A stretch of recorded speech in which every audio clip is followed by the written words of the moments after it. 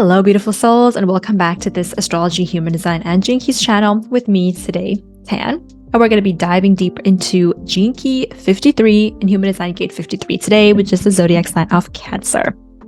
And if you guys are, of course, interested in readings or courses with regards to human design, astrology, or the Gene Keys, then head over to my astrology website, tanastrology.com, where me and my sister soul tribes would love to be your guides on your self-discovery journey. So let's begin Gene Key 53 by looking at the overview of this particular archetype first. So Gene Key 53 moves from 1507 degrees of Cancer to 20 degrees of Cancer and 45 minutes. And it has a shadow called Immaturity, the gift of expansion, and the siddhi of superabundance, evolving beyond evolution.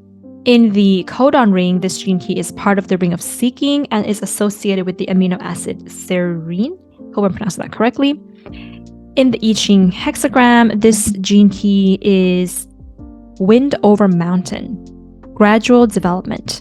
Supple wood grows on stable foundation. Deep roots create nourishing fruits.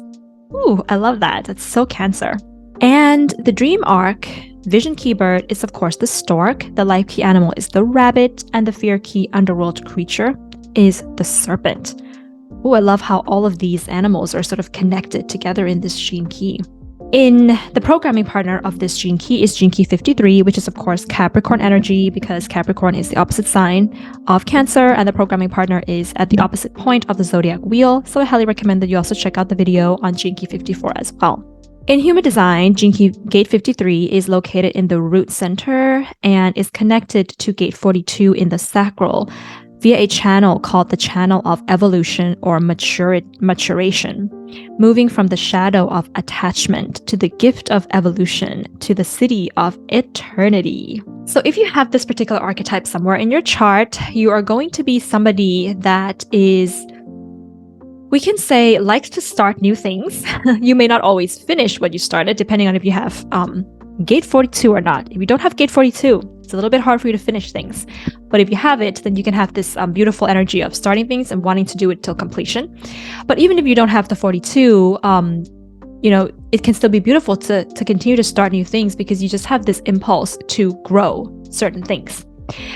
Because the process of growth or the process of expansion is a new level of something, right? So you're somebody that just doesn't stay stagnant with one thing for very long. You want to grow and to evolve, whether that is in your business, in your relationships, or in yourself. But of course, you may also have this energy where you're a bit restless. So you don't really know what you're actually starting and why you're doing the thing that you've started doing. And I'm guilty of this because I have this as my moon, my Cancer moon in Gene Key 53.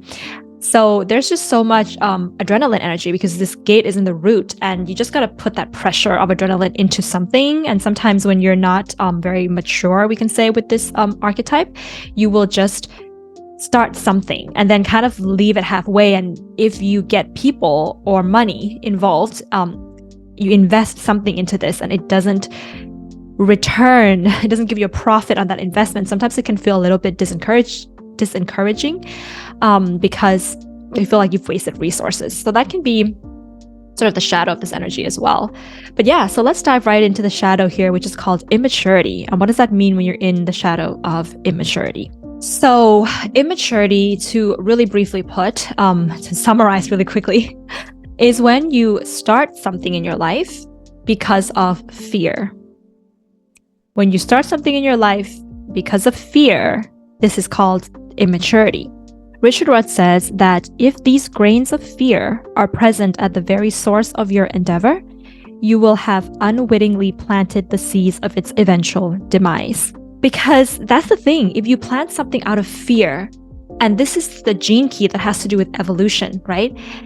If you planted something out of fear, maybe in 1 or 2 years, you're doing some kind of growth. You're growing as a person, and that fear is no longer existing within your body anymore. What happens when that fear is no longer existing within your body anymore, or with you anymore, because you've grown out of it? Then you don't really see the point of continuing with that endeavor because it was born out of fear, if that kind of makes sense. So you will just kind of outgrow things that you have started, but they were started not from the right intention. And Richard Rudd describes that intention is kind of like an arrow that you load into your bow. If the arrow is bent, no matter how hard you or how well you aim, you will miss the mark. You will miss the mark that you were intending to reach. And immaturity happens when you keep loading these bent arrows over and over and over again.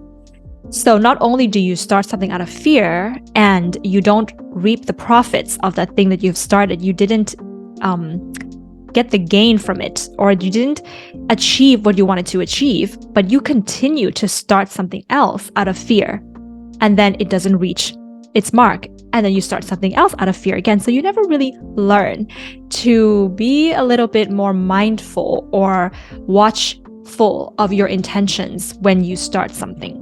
So what is this fear, you might ask? So the fear here tends to come from a kind of lack mentality, which is always associated with Capricorn and Cancer archetypes. There's this lack mentality involved. And this lack mentality could stem from money and power. And actually, when we look at the world of business that we currently have in the world today, a lot of it does stem from that fear of not having enough money or not having enough power. Growth is often praised in business, as we see in the modern world, but too much growth in one direction will eventually lead to a damage of the environment. It will eventually become unsustainable. Like a very easy example, if a tree is always growing in its height in one direction, eventually that tree is going to fall. It's going to bend. It's not going to be sustainable. But if that tree begins to maybe pollinate and have babies, or that tree branches out, instead of just focus on growing in one vertical direction, it will begin to become stronger and last longer. And there's a natural process here that needs to be allowed to happen with Gene Key 53. Like if that tree was just allowed to naturally grow, it will eventually pollinate. I'm not sure I'm using the right word for pollinate for trees here, but it will eventually branch out, right? But if you interfere with it too much, you cut off the branches when it's trying to branch out because you think it's taking up too much space or something, then it can only grow in one direction and then it doesn't stand. Yeah, the nature requires equilibrium, and equilibrium is achieved naturally when you allow processes to happen on its own. And this also means for you in the shadow of Gene Key 53 here, that you don't allow nature to kind of flow in when you want to start something. You kind of force something to start and to happen prematurely. And here, when we're talking about this Gene Key, you have a lot of potential to become very prosperous, right? When we look at the siddhi, it's like superabundance, right? So you have the potential to become very prosperous. But prosperity is different from wealth. Wealth is the accumulation of money or assets that can be based upon fear and greed, but I don't necessarily think that it has to be. But wealth is always a little bit more materially minded, unless you say emotional wealth or spiritual wealth, and that's different. But wealth is always about having a lot of something. But prosperity is described as a flow that expands and contracts with universal rhythms. So prosperity is never just about having more or being bigger or being blah, blah, blah, blah, but it is about exchange and flow, things coming in and going out. And yeah. So when you're in the shadow of immaturity, you see yourself as separate from nature in some ways. It may not always be conscious, it could be subconscious. You don't understand that if you begin something that is coming from a result of fear, that will backfire upon you. The law of karma will come back to you. Because starting something out of fear can ultimately be quite a selfish act, because you're not starting something where you are thinking about anybody else except for yourself.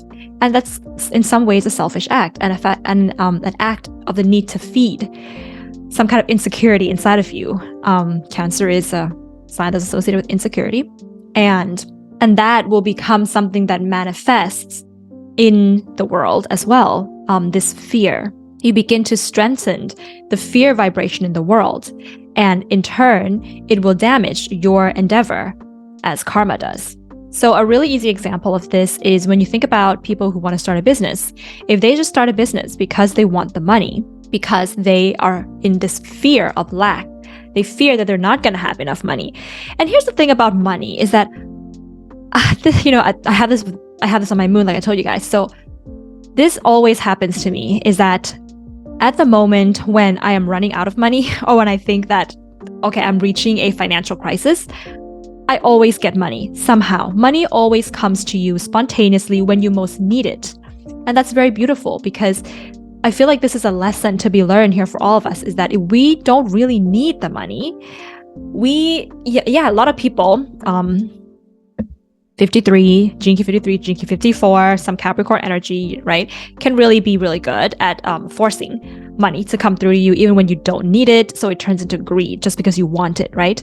But when you're really in flow with nature and with the nature of money, when you don't actually need it, it's not really going to come to you. But the moment that you begin to need it, it will come, it will arrive. You got to trust that that's going to happen, that flow is going to happen. Now, of course, there's going to be some people who are in need of money and money doesn't arrive. Why does that happen? And I believe that, this is my belief here, is that doesn't happen. That happens. Sorry, you need money, but money doesn't come to you. It's also because you're not doing the work in the correct way. So here I'm talking about you are doing work. So you are pursuing your endeavors you're hardworking, right? You're working hard on your endeavors, but money is not coming to you in some ways because you don't need it at that point, right? But when money is not coming to you when you need it, that may be because you're not actually working very hard, or you are under some other kind of illusion about life, and you're not on the right path that you need to be on. You're not in alignment in some ways. So even when you need money, it still doesn't come to you. But if you're on the right path, you're in alignment and you work hard, and money doesn't come to you. But the moment that you need it, it will come, if that's the path for you. I hope I'm not going around in circles here, but you get the idea. So yes, if there is a business that has been started because of the fear of not having enough money, if that's the intention, if that's the immaturity there, and you start a business purely for the purpose of money, you may not know that. You may think, oh, I'm doing a business and it's a service to the world, but actually deep inside, it's because of the fear of not having enough. Eventually, you will do things that can be like, for example, exploiting, workers, exploiting your employees in some ways. Or you may choose options to do something in your business that instead of choosing the environmentally friendly option, you choose an option that harms the environment, because the environmentally friendly option is maybe takes more time and requires more patience, but you just need the money quickly. So you choose the option that harms the environment, right? You may get the money that you want, but at what cost? Now, you may also not get the money that you want because it's karma and there's lack mentality involved. So either way, you will not feel abundant or prosperous. There will be that resistance happening if the fear is the intention of whatever you're starting. So in the repressive shadow, so there's a reactive and a repressive shadow with all the gene keys, and you will experience both. It will go back and forth in your life. The repressive shadow here is called solemn. So this is when the vital energy inside of you becomes repressed. You are fixed because you are fixed within a single activity your whole life. You don't start anything new. There's a deep sadness that exists within you, and other people around you might feel this energy like you could implode at any moment. It's really hard for you to embrace new things in your life. And you somehow are so insecure that you just want to keep things the way that it is and it has always been. You don't cope well with change, and eventually you begin to close yourself off from the world in some ways because, well, being out there in the world, people are going to trigger you to change and to evolve, but you kind of don't want that. The other shadow, which is the more reactive shadow, is called fickle. So to be fickle means that you never sit still or sit in something, doing something long enough for that thing, that endeavor, or even yourself to grow and to evolve. You are always starting new things. You move from one thing to the next without following through with anything. And whenever you start something new, you don't really have the commitment to follow through with it, and help it to grow. You don't have the commitment to develop that thing that you just started. Development is the key word here. So the reason why you may do this is because you're afraid that you're going to be trapped in a cycle in which you have to begin to face yourself. Because if you are committed to an endeavor that you have started, and you tell yourself, I'm going to be committed to this, and I've begun something that is not out of fear, you will also have to evolve with that endeavor in order for it to be successful. At some point, you're going to have to grow and evolve and change. And again, this may seem like, this fickle attitude may seem like you are somebody that loves change. You're not afraid of change because you're always starting new things. But underlying that is you also fear the true change, which is to evolve and to grow. And that can only happen when you're sticking with something long enough. To start something new doesn't mean that you are changing and growing and evolving. It just means that you're starting something new. So you are trapped in a repetitive cycle of beginnings that lead to nowhere. There is also anger deep inside of you. That's why this is happening. So how do we move from the shadow of immaturity to the gift of expansion? So expansion is described as evolution. We can use that word here. Your endeavors will regularly outgrow their own form, and you will have to outgrow yourself in alignment with these endeavors that you start. This is true expansion. Now, we can have something like overexpansion, which overexpansion can also be the shadow of expansion as well. An overexpansion means that you only grow in one direction, like that tree that just only grows vertically without having branches, without growing in different directions. And so, of course, with regards to laws of cause and effect and the universal principles, when you are expanding in one direction too much, it will contract itself. So the tree will fall. And this is why big empires and monopolies sometimes crumble. So true expansion is requiring what Richard Rudd calls fractal growth. So which means that the people in your endeavors, and I'm going to say business here because this gene key and also gene key 54 are very business minded, right? So if you have this in your chart somewhere, at some point in your life, you may want to consider running a business in some ways. And so here we are talking about an expansion business where the people in the business, people involved in the business are also evolving and growing. And where you are also expanding on the people that you connect with and network with in order to expand and grow your business. Which means because people in the business represent the consciousness of the business. And therefore ultimately the consciousness of your business will grow and evolve and expand. So it's a very beautiful concept here. And expansion means that your business grows simultaneously in multiple directions rather than in a single direction. Yes, I love that. So when you're evolving in this way, okay, so if you have this gene key and you're, let's say, growing your business, it may seem like it's very hard to do. It may seem like it's very complex, right? Because if you think about it, let's say that you have a business that sells shampoo. I always go there. You have a business that sells shampoo, right? Maybe at the beginning you're selling shampoo, but eventually at some point, maybe you want to begin to grow and sell more kinds of products. Maybe you want to begin to sell eco-friendly types of shampoos. And then maybe you want to begin to grow into teaching people how to make their own shampoo from home. And then maybe you want to begin to expand into I don't know where I'm going with this, into how people can actually grow their own plants so they can make shampoo. And maybe you want to teach people how to do that, and so on and so forth. So you can grow in multiple directions. And this may seem like, whoa, it's really complex. You're going to need people that have a lot of knowledge of different fields to come in and so on and so forth. So it is only seen as hard and difficult and complex if you try to rush it.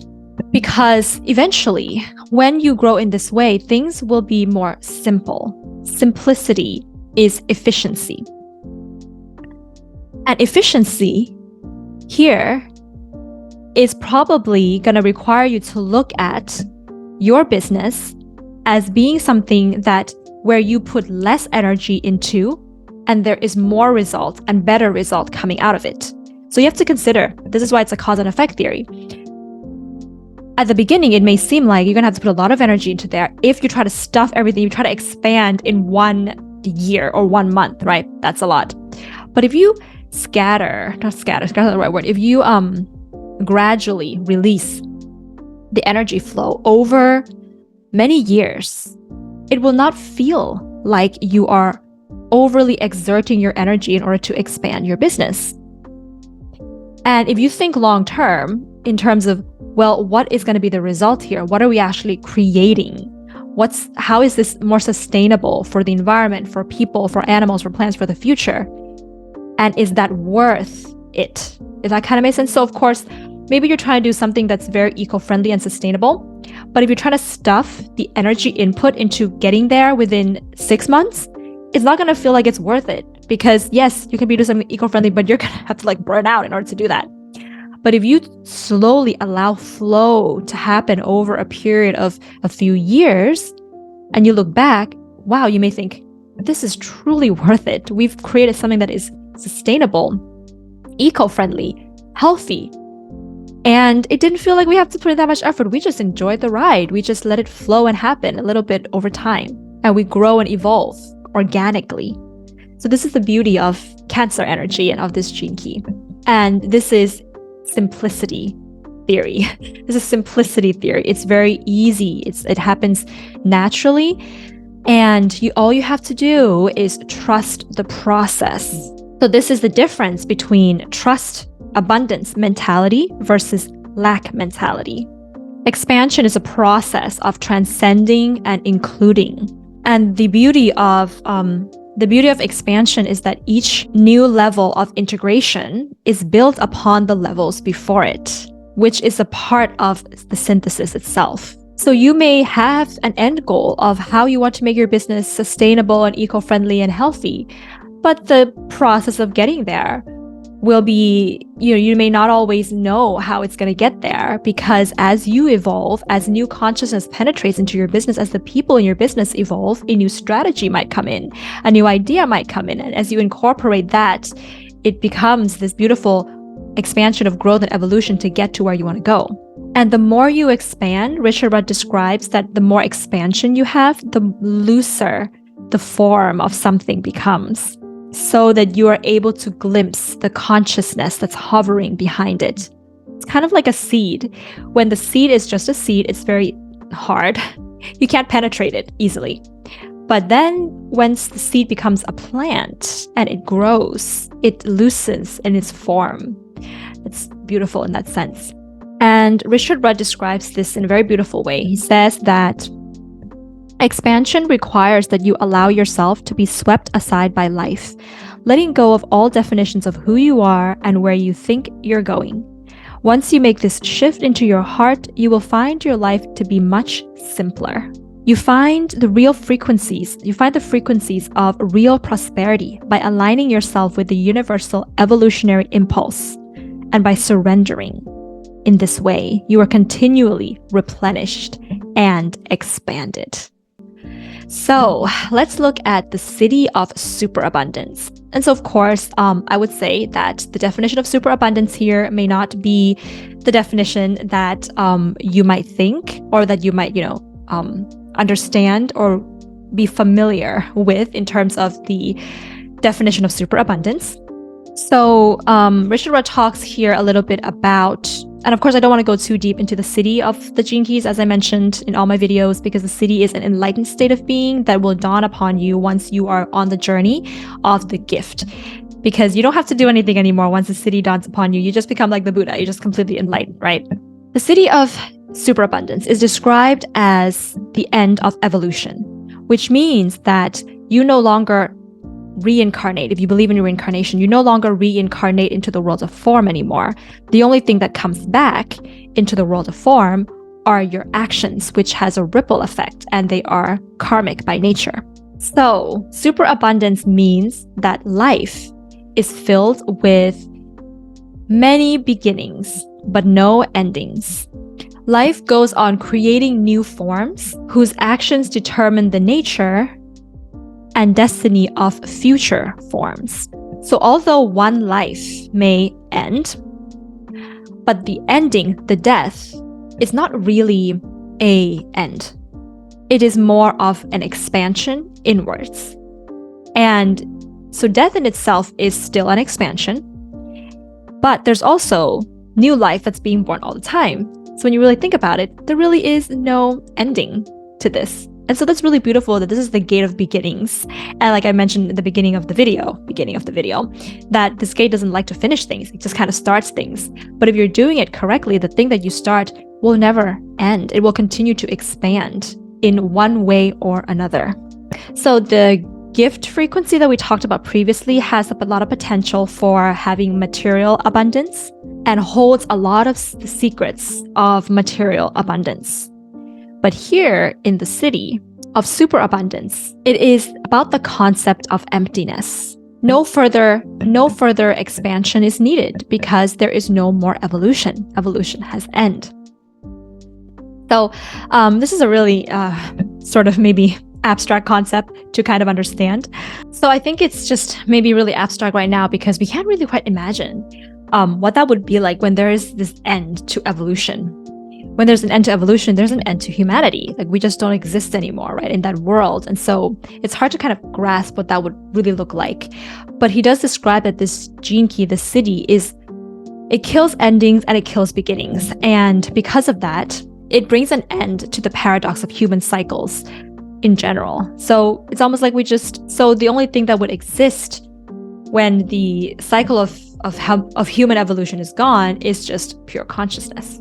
So that's going to be the transmission of Gene Key 53. I hope that you guys enjoyed that. And if you have this Gene Key, then do comment below and let us know what your experiences have been. If you like this video, then give it a thumbs up and hit the subscribe button if you haven't. If you already subscribed, then thank you very much, beautiful souls, for coming along on this journey. I appreciate you so much. And if you like the effort that I've been putting into making these videos for you guys, then go ahead and give me a super thanks. I would really, really appreciate that as well. It's in the tabs below the video somewhere. And if you're interested in any kind of reading or courses, then head over to my astrology website, tanastrology.com, where me and my sister soul tribes would be happy to guide you on your self-discovery journeys. So that's it for today, beautiful souls. Sending you lots of love and super abundance.